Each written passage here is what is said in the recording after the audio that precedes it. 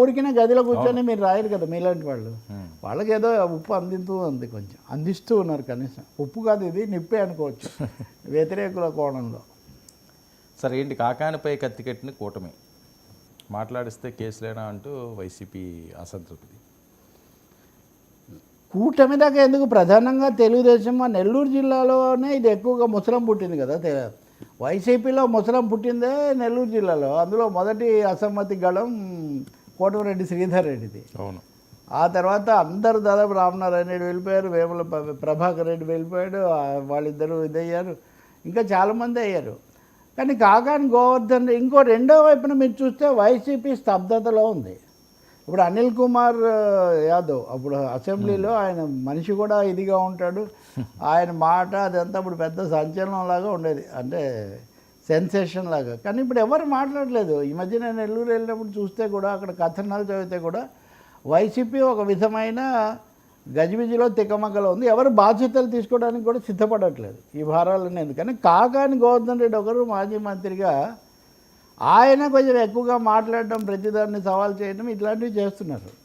కానీ ఆయన మీద ఆల్రెడీ ఒక కోర్టు కేసు ఏదో ఒకటి ఉంది. అది కాకుండా కొద్ది రోజుల కంటే ఇంకో కేసు వచ్చింది. ఇప్పుడు తాజాగా ఈ క్వార్ట్జ్ మైన్స్కి సంబంధించిన కేసు, ఇది ఎప్పటి నుంచో ఉంది వర్మ. తెలుగుదేశం ఉన్నప్పుడు, వైసీపీ ఉన్నప్పుడు కూడా ఆ గనులు అయితే వాళ్ళే చేసుకుంటూ వచ్చారు.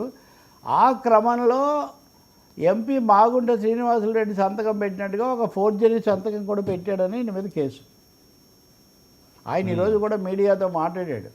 నేను గట్టిగా నిలబడుతున్నాను, నిలదీస్తున్నాను, సూపర్ 6 కోసం గట్టిగా అడుగుతున్నాను కాబట్టి నా మీద ఇది చేస్తున్నారని. కానీ ఇదైతే సీరియస్ కేసు కిందే లెక్క. వరుసగా వీటన్నిటిలో కాకాని గోవర్ధన్ రెడ్డిని నిన్నెవరో టార్గెట్ అని మనం హెడ్డింగ్ పెడితే కింద కామెంట్ పెట్టాడు. టార్గెట్ అంటే మీ ఉద్దేశం ఏంటి, ఇది నిజంగా కాదు, కావాలని చేస్తున్నారంటే, బాబు అంత సీన్ ఆ డైలాగ్ లేదు. లక్ష్యం వాళ్ళు వీళ్ళ మీద కేంద్రీకరిస్తున్నారు, ఫోకస్ పెట్టారు. ఫోకస్ అంటే ఏమర్థమో, టార్గెట్ అంటే కూడా అదే అర్థం. సో కాకానిని బహుశా కాకానితో నెల్లూరు జిల్లా అధ్యాయం మొదలు కావచ్చు. ఓకే. సో అది ఏం జరుగుతుంది అనేది ఒకటైతే ఆయన ఈరోజు కూడా మాట్లాడాడు. యాజ్ యూజువల్ నేను కేసులకు భయపడే ప్రసక్తే లేదు, ఇంకా అందరూ డైలాగ్ అదే కదండి, కామన్ డైలాగ్. నేను చాలా గట్టిగా ఉంటాను, గట్టిగా నిలబడతాను, ఎదుర్కొంటాను, ఇవన్నీ అవ్వవు, కేవలం కక్ష సాధింపు కోసం చేస్తున్నారు అని ఆయన అంటున్నారు.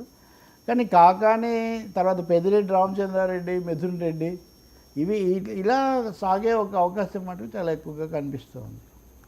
అంతేకాకుండా వైసీపీ కొద్ది బెదిరింపు ధోరణిలో కూడా మాట్లాడుతున్నట్టున్నది కదా సార్, మాకు ఛాన్స్ వస్తుంది మాట్లాడుతున్నారు కదా. ఇప్పుడు సహజంగా అంటారు కదా, ఇప్పుడు అట్లా ఒకరంటే బెదిరింపు, ఒకరంటే అదిరింపు ఏం లేదు. తన పాదయాత్ర సమయంలో లోకేష్ అయినా ఇంకోరైనా నిజంగా సమయం వచ్చింది కదా, అంతకుముందు అనేవాళ్ళు.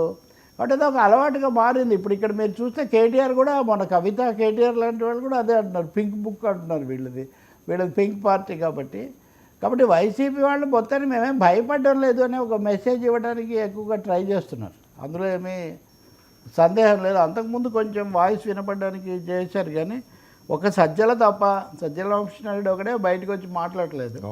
ఆయన పేరు అనేక రూపాల్లో అనేక మంది వినిపిస్తున్నా, మిగతా వాళ్ళందరూ మేము నిలబడతాం అంటున్నారు. కానీ అక్కడి దాకా పోవట్లేదు. అదే నేను మీకు చెప్పింది. కేసులు ఒక చోటుకి వచ్చి ఆగిపోతున్నాయి. ఎవరు ఆపుతున్నారు, ఎందుకు ఆగుతున్నాయి, ఇది కీలక ప్రశ్న. ఆ మాటకు వస్తే జగన్ జైలు గడ్డలకు గ్యారంటీ అని నిన్న కూడా ఎవరో చెప్తున్నారు. ఇక అసలు జగన్ మీద కేసు మొన్న కూడా ఉదాహరణకు ఆయనకు సంబంధించిన దాంట్లో బీపీ ఆచార్య మీద ఈడీ కేసు కొట్టే వచ్చింది హైకోర్టు, తెలంగాణ హైకోర్టు. 2-3 బయటపడ్డారు. ఇంతవరకు ఛార్జెసే ఫిక్స్ చేయలేదు. అసలు అభియోగాలే నమోదు కాకుండా ఎవరైనా ఎలా జైలుకు పోతారు, ఇది ఒక పెద్ద ప్రశ్న. మరి వీళ్ళందరూ అయిపోయి జగన్ కూడా జైలు కానీ చాలామంది అంటున్నారు. కానీ నాకు అర్థమైనంతలో, నాకు తెలిసినంతలో కేంద్ర ప్రభుత్వం ఏమాత్రం ఆసక్తి చూపించట్లేదు జగన్ కేసుల మీద కానీ ఇంకో దాని మీద కానీ. రాష్ట్ర ప్రభుత్వం ఏసీబీ ద్వారా లేకపోతే వీళ్ళ ద్వారా చేయాల్సిందే తప్ప ఇంకా అంతకంటే వేరే అవకాశం కనిపించట్లేదు. బట్ కాకాని కూడా ముందస్తు కోసం వెళ్ళొచ్చు. ఇంకోటి ఏమో ఈ సెకండ్ ఫేజ్లో హైకోర్టు కూడా కొంచెం క్రిటికల్ యాటిట్యూడ్ తీసుకుంటూ ఉంది అన్న మాట కూడా చెప్తున్నారు. కాకాని కూడా దానివల్ల ప్రయోజనం పొందే ప్రయత్నం చేయొచ్చు. ఇప్పుడు ఎంత జాగ్రత్తగా ఉన్నారు, పోసారి ఇంతవరకు మాట్లాడలేదు కదా.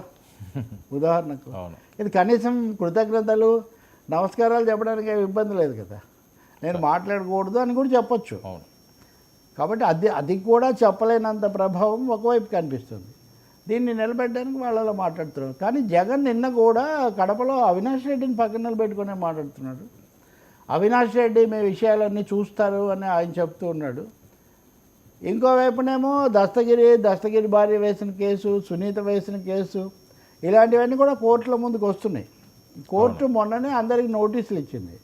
ఆమె ఒక కేసు వేశారు, డాక్టర్ సునీత. 6 నెలల్లో ఈ విచారణ ముగించాలి, మీ నిర్ణయం ఆదేశాలు ఇవ్వండి అని. అసలు నోటీసులకే నెల తీసుకుంటుంది కోర్టు. కాబట్టి ఇవి ఎలా నడుస్తున్నాయి దీన్ని బట్టే తెలుస్తుంది మనకు. సార్ ఏంటి తెలంగాణ ప్రభుత్వం మంత్రివర్గ విస్తరణ